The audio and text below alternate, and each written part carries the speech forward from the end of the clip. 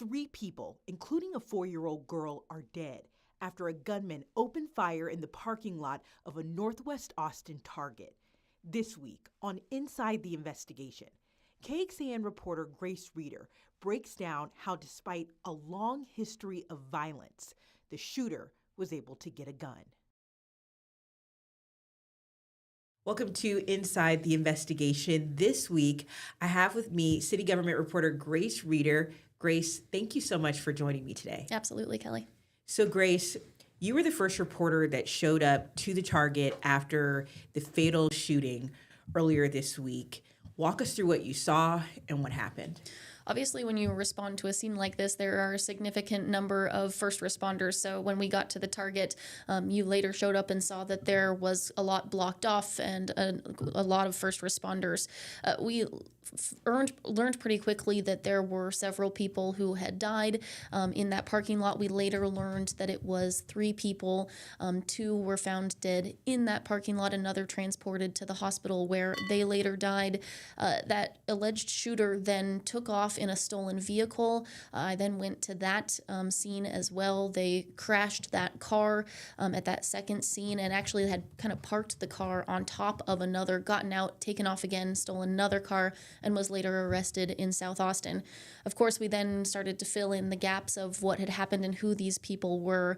We later learned that it was 32-year-old Ethan Nineker who was this alleged suspect in that, and we started to learn more about the victims as well, Kelly.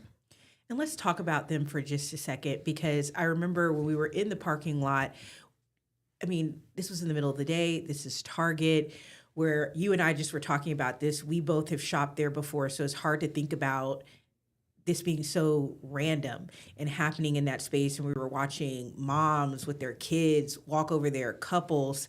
But let's talk about the victims. We know Target employee Rosa Machuca was shot and killed in the parking lot. And she was, we now learned, engaged to be married. And we know 65-year-old Adam Chow, his granddaughter Astrid, were also killed in that shooting. And it's just hard to wrap your mind around. Well, I think it's also important to note that this is a time where a lot of people are doing back to school shopping. And so we talked to a lot of folks who were in that parking lot who were really rattled. And many of them had taken their kids back to school shopping that day, were in that Target. And we were watching as they were pulling people out of the Target and putting them in a nearby pet store, which is where they sort of held people to make sure they had everyone who had information. And you were seeing a lot of kids, a lot of young Target employees, a lot of folks that were in there that were impacted. It makes you just think twice, I feel like, because it's a crime scene, but it's somewhere where we've both been casually, and you like to think that you're safe. Just to move on now back to this shooter. Grace, almost immediately, police told us that the alleged gunman had a history of violence and mental illness that they were aware of. KXAN reporter Sam Stark and our senior investigative producer David Barrere looked at those criminal records. Break it down for us what they found. Yeah, so they go back to 2012, that first charge being marijuana possession. And then there's several all the way down to a felony assault charge, which was later dismissed for punching his roommate. He's got a criminal mischief charge, and then another charge back from 2016 related to allegedly choking his girlfriend. And so they sort of escalate between 2012 and 2019. And as you mentioned, we have that all broken down over at KXAN.com for you.